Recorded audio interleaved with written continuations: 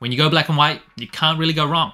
Last year, in early 2023, we saw the Jordan 1 85 cut of the black and white shoe. It is an OG colorway, and that shoe was great. Unfortunately, I was never able to get my hands on it, so I couldn't see it in hand, but can't go wrong with a black and white Jordan 1. And then way back in 2014, we saw a non-85 cut version of the black and white Jordan 1, and now we're gonna see another black and white Jordan 1, but slightly different. Air Jordan 1 Black and White 2.0.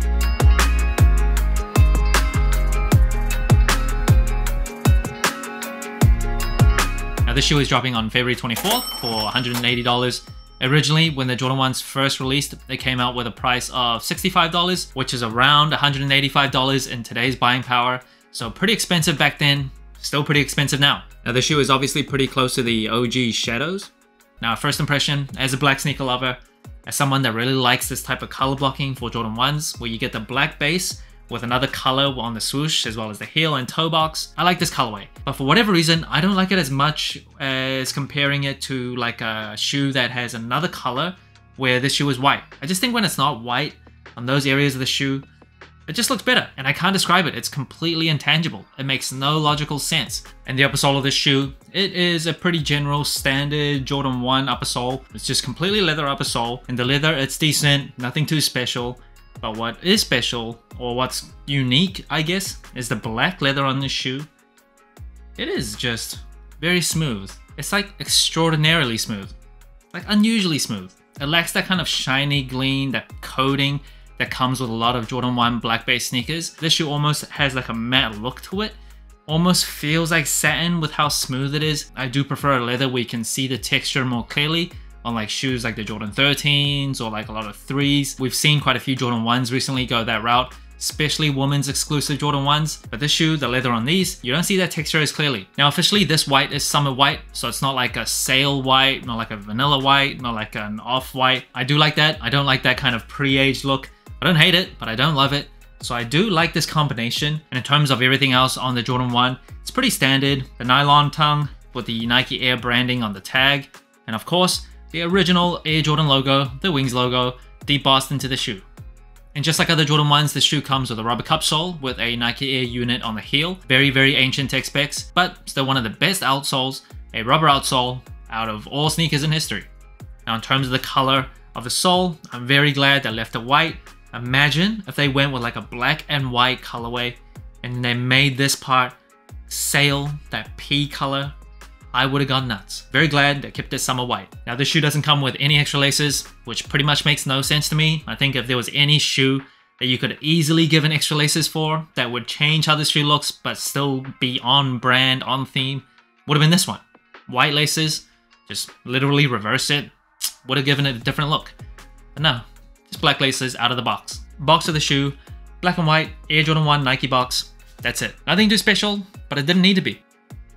Now in terms of sizing and comfort, I'm a wide footer, but for Jordan 1s, I still go true to size. Fits my feet pretty well, lengthwise, widthwise.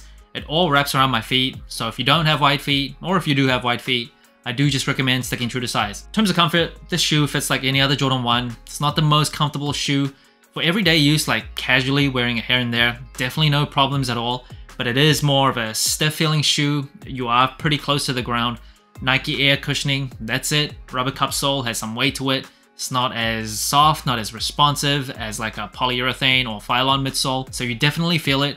But for like casual everyday use, definitely no problem. One thing I like about Jordan 1s, especially the high version, not really the low version, is that the padding around the ankle collar, super soft. Super, super soft.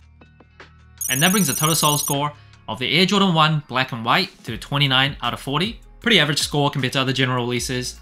Now in terms of colorway, like I said at the beginning of the video, I really like this color blocking. I'm a black sneaker lover, black sneaker defender, love black based Jordan 1s. You can't really go wrong with a black and white shoe. On a Jordan 1 especially, yeah, you can't really make it ugly. Now in terms of the materials, don't love it, don't hate it. It's not crap, but it's not super premium. The black parts are just super, super smooth. I do like how it's not like shiny with that super obvious coating over it. I don't love that, never have on shoes. So in terms of the materials for a Jordan 1, I think it's good, nothing great. In terms of the comfort, Jordan 1s are probably the least comfortable shoe apart from the Jordan 4s from Jordan 1 to 14. The Jordan 4s are actually uncomfortable, especially for wide footers. but I don't think the Jordan 1s are like in that territory of being uncomfortable. They're stiff, they're close to the ground, it's a bit of weight to it, just feels kind of boxy, but for casual everyday use, you can still wear it. It's just average.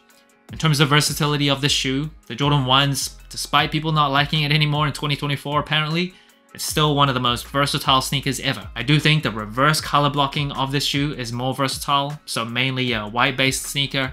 That is more versatile than this one, but apart from that, can't really get more versatile than this colorway. You just cannot, it's impossible. There's been a lot of talk about Air Jordan 1 fatigue or Jordan brand fatigue overall, but honestly, as a black sneaker lover, when they come out with such a clean colorway, maybe a little bit boring, maybe a little bit too plain, nothing much to it, but yeah, I can't hate on it. I just still like it. It still gets me. I still get excited when I see something so clean that just really speaks to me, is right up my alley. So that's it. Thanks for watching. Sole Inclined. Let me know what you think of the Air Jordan 1 Black and White 2.0. Like, subscribe, comment, all the good stuff. And remember, tomorrow may never come, so wear your shoes.